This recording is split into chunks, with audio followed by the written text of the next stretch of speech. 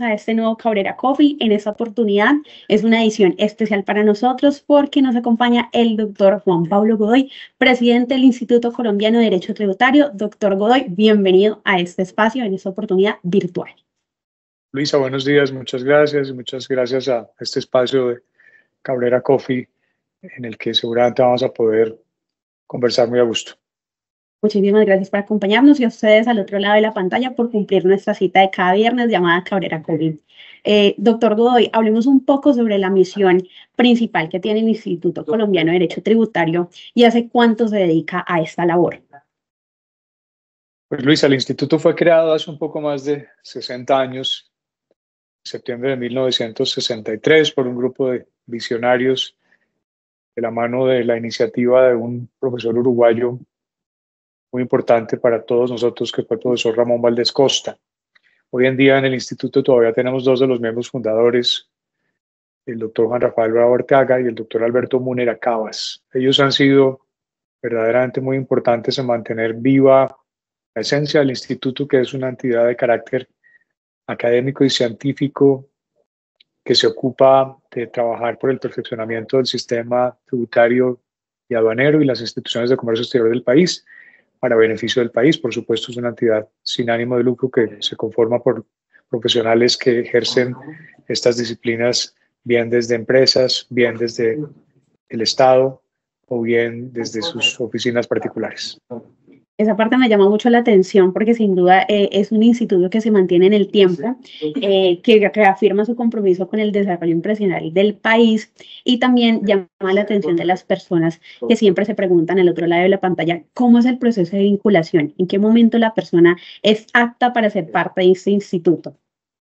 No es tan complicado, realmente nosotros tenemos un proceso en el que básicamente quien aspira a formar parte del instituto tiene que diligenciar una aplicación, tiene que ser presentado por dos miembros y pues tiene que acreditar experiencia en las materias de las que se ocupa el instituto, bien sea que se trate de temas de carácter tributario, de temas aduaneros, de temas de comercio exterior o de temas, digamos, contables y financieros asociados a unos y a otros. Hoy en día tenemos un poco más de 800 miembros. Esta es una cifra que ha fluctuado, digamos, en los últimos años. Por supuesto, los momentos de dificultad para el país, para las empresas nos golpean, pero siempre hemos tratado de mantenernos muy cercanos a esa línea de los 800 miembros, que para nosotros es una muestra muy representativa de los profesionales que trabajan en el sector. Esa es una cifra muy atractiva, me parece a mí, porque sin duda data el compromiso no solamente con todo el tema de producción intelectual, sino también de generación de redes de contactos, algo que sin duda en este tipo de vídeos es muy importante. Por eso me lleva a preguntarle el siguiente cuestionamiento y que tiene que ver con los aportes. ¿Cuál ha sido ese aporte más relevante dentro de esos años de historia que ha hecho el Instituto para el Desarrollo Empresarial del país? Luisa, son innumerables. En las jornadas colombianas de derecho tributario que se llevaron a cabo en Cartagena en el mes de febrero pasado, hicimos como un inventario a propósito del homenaje que le hicimos a los fundadores y a los miembros con mayor trayectoria en el instituto. La verdad es que el acervo de trabajo científico e intelectual ha sido muy importante. Digamos que lo más importante para destacar sería que hemos promovido y llevado a cabo 48 jornadas colombianas de derecho tributario y aduanero desde el año 77 ininterrumpidamente. Nos reunimos usualmente en los últimos años más de 1000 personas. Hemos producido muchísimas revistas, muchísimos boletines, más de 2 centenas de libros, capacitaciones, foros, seminarios para el sector público y para el sector privado, volúmenes del Observatorio de Jurisprudencia Tributaria, volúmenes del Centro de Estudios. Realmente es un conjunto de trabajos que son el resultado de la dedicación y del talante académico de nuestros miembros, que a nosotros nos enorgullece muchísimo. Yo me quiero salir un poco del guión porque quiero hacer alusión a estas jornadas. La más reciente fue iniciando año y hubo una práctica que a nosotros, los que vimos estos encuentros de forma virtual, nos llamó mucho la atención y es el tema de la brecha generacional. Vimos en muchas jornadas que empezaron a aparecer personas mucho más jóvenes y eso me lleva a preguntarle cuál considera usted que es el futuro del derecho tributario en un país como Colombia.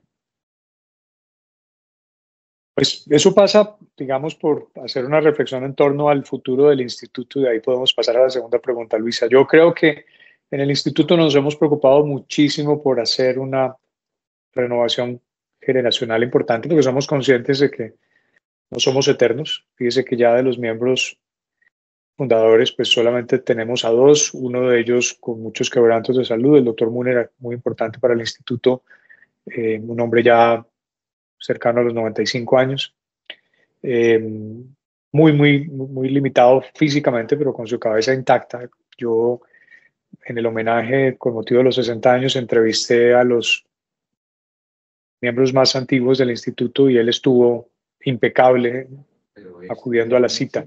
El otro es el doctor Bravo, también pasado de los 90.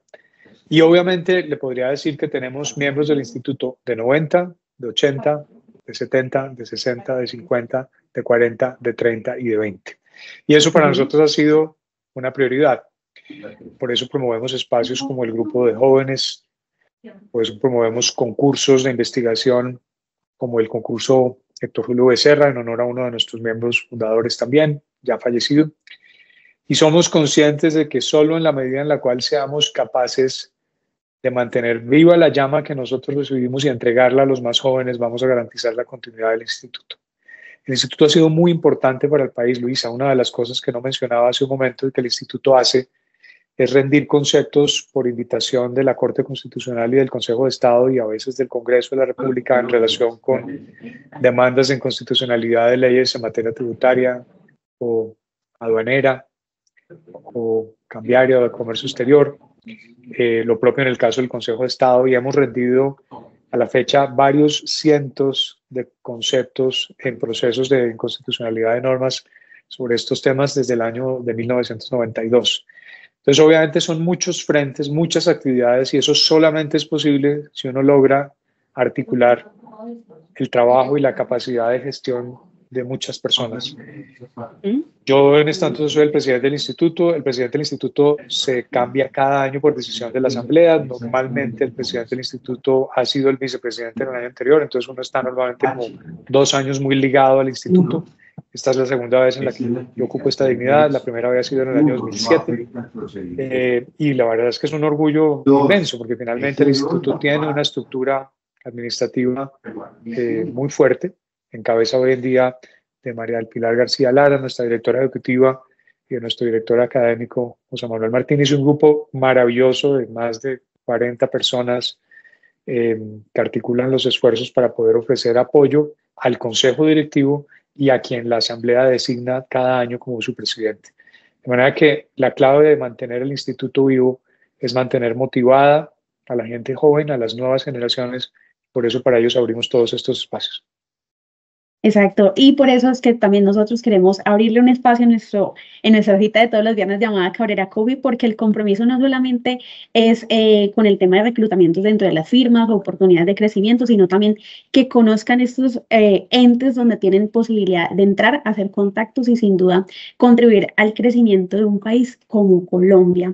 Teniendo en cuenta todos esos aspectos que me comentaba hace un momento, donde han emitido conceptos, están dentro del radar público, ¿cuál considera que es el aporte más significativo que el instituto hace precisamente en clave al crecimiento económico y a la competitividad del país?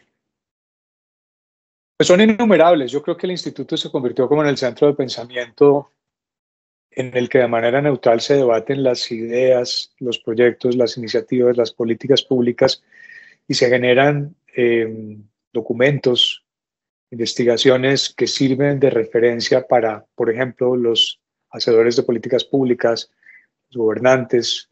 De manera muy importante también mantenemos un vínculo muy estrecho con la rama judicial. Es muy activo el proceso de interacción con el Consejo de Estado, con la Corte Constitucional, con los tribunales. Los mantenemos permanentemente invitados a que nos dejen conocer lo más importante de la evolución de la jurisprudencia o de las decisiones o de las políticas públicas o de las iniciativas.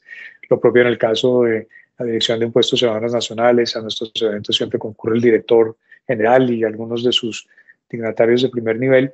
De manera que yo creo que ese es el papel más importante, servir de espacio para la discusión académica y científica de las ideas que resultan fundamentales para el devenir en la definición de políticas públicas en estas materias de que el instituto se ocupa: tributaria, aduanera y de comercio exterior. Totalmente, sin duda, ese es como el aporte más significativo y el más relevante. Por eso vamos a poner en la parte inferior de esta entrevista la página del instituto para que ustedes también tengan la posibilidad de conocerlo, ser parte, no solamente viendo todo el material que producen, sino que sean parte también de los próximos eventos. Hablemos de proyectos. Sabemos de que este 2024 tienen una agenda bastante nutrida y queremos hablar sobre esos proyectos de iniciativas futuras que se están adelantando dentro del instituto y que sin duda las personas pueden participar. Pues hemos hecho muchas cosas, como mencionaba hace un momento, el encargo es solamente por un año. Yo comencé el 1 de julio y termino el 30 de junio. Siempre hemos creído, quienes hemos ocupado esta dignidad en el instituto, que el evento más importante son las jornadas, pero obviamente antes de las jornadas hay eventos y después de las jornadas también. Si la pregunta tiene que ver con los que nos esperan en lo que resta de este periodo estatutario, claro, tenemos cosas bien importantes. Tenemos 3 foros abiertos, uno sobre temas de derecho penal tributario, tenemos uno sobre temas de derecho internacional tributario, tenemos uno sobre temas de derecho interno, derecho doméstico tributario. En las próximas semanas, el 26 de abril, vamos a tener el 4º Congreso Internacional de Administración y Justicia Tributaria en asocio con la Cámara de Comercio de Bogotá y con el Comité Colombiano de Arbitraje, porque el tema del que nos vamos a ocupar es el muy importante tema del arbitraje en materia tributaria, aduanera y de cambios internacionales. El gobierno de Colombia presentó para consideración del Congreso en noviembre pasado un proyecto de ley dirigido a contemplar la posibilidad de que las materias tributarias, aduaneras y cambiarias sean arbitrables. Esa era una limitación, digamos, que tenía el marco regulatorio del arbitraje. Y obviamente el gobierno tiene mucho interés en impulsar el proyecto porque entiende que en estas materias en el país hay una altísima litigiosidad que representa unos costos transaccionales y unas ineficiencias muy grandes para el Estado y para los empresarios. Entonces, la mayor motivación que tiene el gobierno, por conducto del ministro de Hacienda y del ministro de Justicia, que son, digamos, los impulsores por el gobierno de esta iniciativa, es justamente tratar de que se resuelvan esas causas litigiosas lo más pronto posible y el Estado pueda contar con los recursos que legalmente le corresponden. El empresario pueda saber verdaderamente cuáles son sus obligaciones en esta materia. Para nosotros es muy importante que estas materias sean arbitrables porque eso, pues obviamente contribuiría de manera muy importante a una más pronta resolución de los asuntos. Esa iniciativa no es ni mucho menos el resultado de poner en tela de juicio el compromiso que con mucha altura ha cumplido el Consejo de Estado como última instancia en materia de resolución de conflictos en estas materias, o los tribunales o los jueces. La verdad es que el proceso, cuando llega a los tribunales, a la rama judicial, a la justicia contenciosa administrativa, ya pues ha pasado por un proceso que fácilmente puede haber tomado 5 a 7 años. Desde el momento en el que se presenta la declaración hasta el momento en el que la administración, haciendo uso del término de revisión, cuestiona, por ejemplo, en materia de impuestos, la liquidación que ha hecho el contribuyente, y pues viene un requerimiento especial y después viene una liquidación oficial de revisión y después viene una resolución, de manera que estos asuntos se tardan en ser resueltos 7, 10, 12 años y dependiendo a veces del grado de complejidad pueden tomar más tiempo. Y está claro que la justicia tardía no es justicia, ni para el Estado ni para los particulares administrados, en este caso en condición de contribuyentes o de usuarios aduaneros o del sistema de cambios internacionales. De manera que de los eventos de los próximos días destaco esos. Tendremos un sinnúmero de mesas redondas también y de producción científica y literaria. Estamos lanzando más libros en los próximos días. Un libro muy importante sobre evolución del sistema de impuesto a las ventas. En jornadas entregamos varios libros más, publicaciones, un libro muy interesante del doctor Mauricio Plaza sobre la historia de los impuestos. En fin, la verdad es que la producción es verdaderamente muy productiva, muy meritoria y como digo, es el resultado de la articulación de los esfuerzos de mucha gente. Totalmente. Y si ustedes quieren tener acceso a toda esa producción, recuerden, en la parte inferior de esa entrevista están viendo la página del instituto para que accedan a los recursos disponibles y agenden. Recuerden, son 3 foros. Ustedes van a tener la oportunidad de ver las fechas en página, así que no se pierdan la posibilidad de ser parte de estos encuentros que sin duda nos ayudan a ser país y también nos ayudan a actualizarnos de forma académica y ser parte de esos debates que construyen nación. Vamos a ir llegando a la parte final de este Cabrera Cube y a mí me gustaría, doctor Godoy, que habláramos un poco sobre el futuro en materia tributaria, pero esta vez desde los empresarios. ¿Qué les puede esperar a los empresarios teniendo en cuenta su condición de centro de pensamiento dentro de los hallazgos que ustedes han encontrado dentro de las investigaciones? Difícil pregunta, Luisa. Pues, de nuevo, el instituto es espacio académico, pero obviamente el perfeccionamiento del sistema tributario o de las instituciones de aduanas o comercio exterior del país es una prioridad para todos. Nosotros tenemos muy claro que el crecimiento y el desarrollo de un país se hace de la mano de los empresarios. Cuando me refiero a los empresarios, me refiero a los particulares empresarios tanto como al Estado empresario, porque el Estado es a la vez autoridad y a veces también ejerce funciones empresariales. Entonces, digo, el crecimiento y el desarrollo del país y la estabilidad macroeconómica, que es tan importante para la economía del país y para los empresarios, se construye de la mano del ejercicio de actividades productivas. Y eso lo hacen los empresarios, eso no lo hace el Estado. El Estado juega un papel arbitral muy importante, sin lugar a dudas, en la asignación de los recursos, en la distribución de los recursos, en la relocalización de los recursos. Pero lo que es importante es garantizar un sistema tributario en el que de la mejor manera posible se pueda fomentar el desarrollo de los medios de producción, el crecimiento de la economía y el desarrollo de la economía. Sin crecimiento de la economía no puede haber desarrollo. Acuérdense de las nociones fundamentales de economía. El desarrollo es la distribución de la riqueza, pero tiene que haber riqueza para distribuir. Entonces, obviamente, antes de pensar en el desarrollo tiene que haber crecimiento y obviamente el ejercicio económico responsable y estable se construye de la mano de fomentar el crecimiento para que sobre la base del crecimiento pueda impulsarse el desarrollo, que es la distribución del ingreso. De manera que en ese sentido, pues es muy importante que el sistema tributario de alguna manera se ocupe primero de no asfixiar a los empresarios, porque cuando las cargas tributarias o la logística del comercio exterior o de las aduanas son tan complicadas, eso catapulta la informalidad. Y la informalidad es uno de los vicios más preocupantes de nuestras economías. Ya lo decía el economista peruano Soto en los años 80 y 90 con sus libros sobre lo que representa para nuestras economías la informalidad. Y evidentemente eso lo que supone es que en el diseño de políticas públicas se le tiendan puentes a los empresarios para que puedan acceder a la formalidad. El país ha hecho esfuerzos importantes en esa materia, en la reforma del año 16, la creación del régimen simple, su fortalecimiento en el año 18. Eso es importante, pero no es suficiente, porque todavía tenemos cientos de miles de contribuyentes que no están en el torrente formal de tributación. De manera que es muy, muy importante que podamos extender la cobertura. En Colombia se suele decir que al comparar la carga tributaria medida en términos de puntos del Producto Interno Bruto, tenemos una carga baja comparada con la de otros países que compiten con Colombia como receptores de inversión. Eso es posible. El problema es que esa carga tributaria del 14 o 15 o 16% del PIB puede ser muy baja si se compara con los otros países, pero es que está altísimamente concentrada en cabeza de unos pocos contribuyentes. De manera que el problema que tenemos en Colombia es un problema de base tributaria, que pasa obviamente por una cultura de la tributación.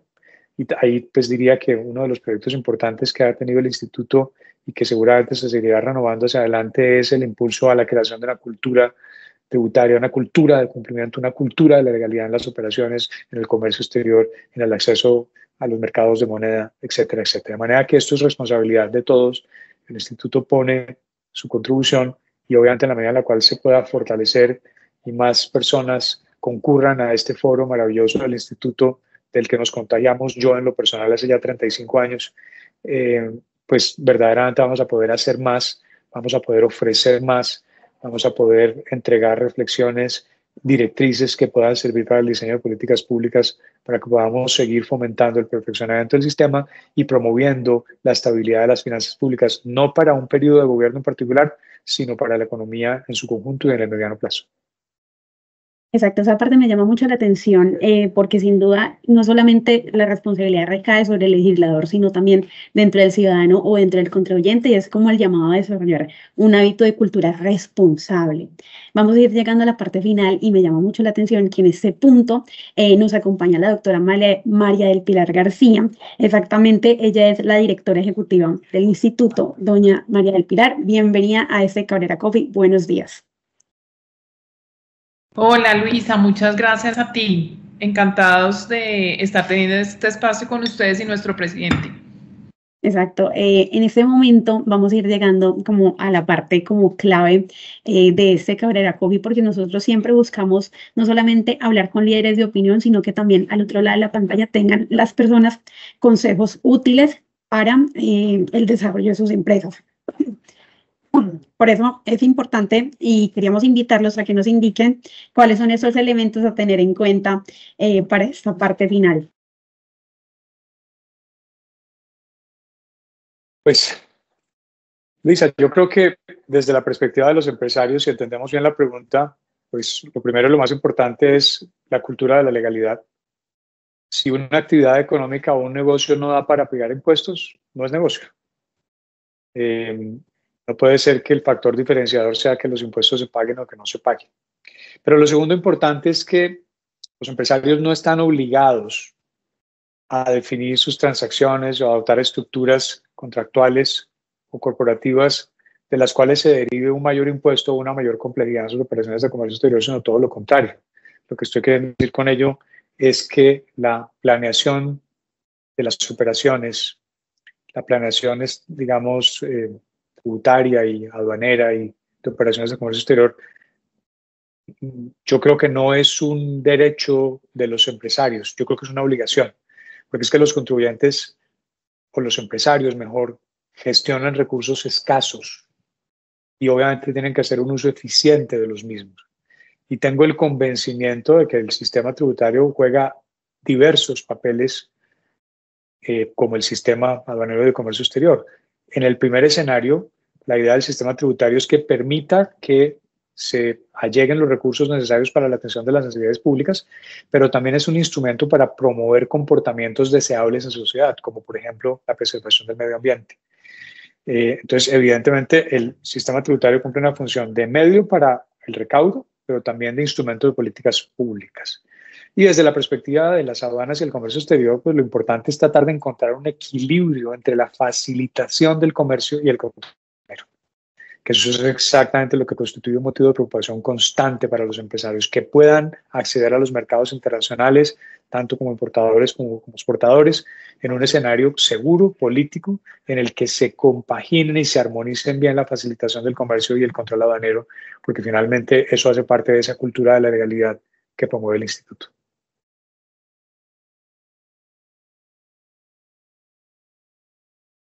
Exactamente. Bueno, para quienes nos acompañan en este momento de la mañana, estamos hablando con Juan Pablo Godoy y sobre exactamente ese futuro o esos consejos a tener en cuenta. Doctora García, queríamos preguntarle también cuáles son esas recomendaciones o esas indicaciones que valdría la pena que tuvieran los empresarios de Colombia con relación a ese futuro tributario en nuestro país. Buenos días.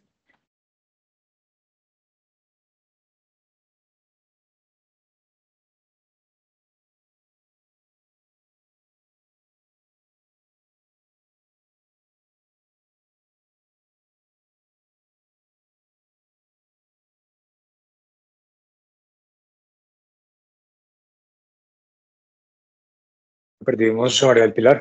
Perdimos a María del Pilar. Bueno, vamos llegando a la parte final. Recuerden que si ustedes desean conocer un poco más de estas jornadas, de estas actualizaciones, son 3 en el año. Tenemos fechas exactas para indicar o deben ingresar directamente a la página y estar pendientes. En la página están todas las fechas, la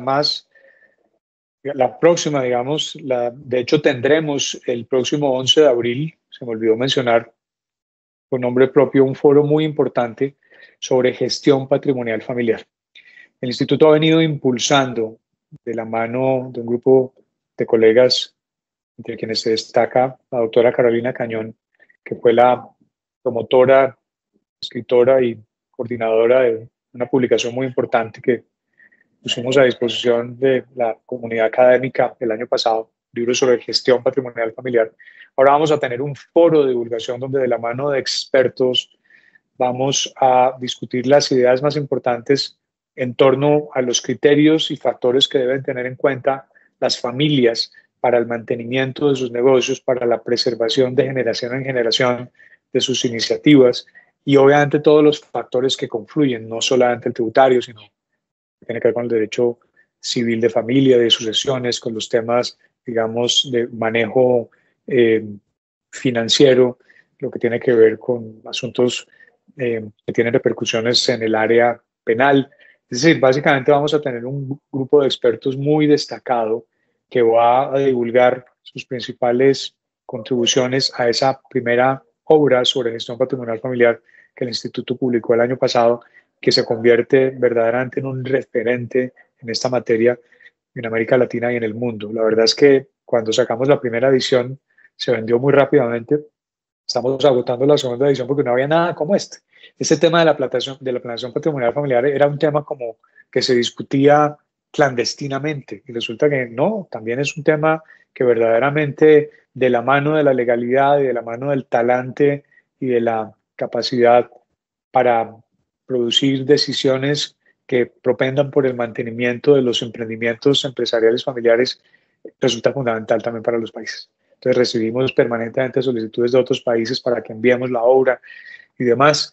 De manera que yo creo que esta es una contribución muy importante que hace el Instituto también en este periodo. Ya estamos preparando una segunda edición del libro. No me refiero a un segundo tomo del libro, porque este es un tema frente al cual hay una serie de aristas que todavía están pendientes de abordar y que no fueron cubiertas en el primer tomo. Para que lo tengan en cuenta, 11 de abril, esa fecha va a ser clave, sepárenlo en su agenda, van a ver en la parte inferior de esta entrevista la página web del instituto para que se inscriban en las jornadas y estén al tanto de las publicaciones. Así que de esta manera, doctor Godoy, doctora García, muchísimas gracias por acompañarnos en la mañana de hoy. Para nosotros ha sido un gusto y esperamos que la información contenida en esta grabación sea de especial relevancia para todas las personas al otro lado de la pantalla. Feliz día, Luisa. Muchísimas gracias a todos por acompañarnos en esta mañana. Nos volvemos a encontrar en una próxima edición.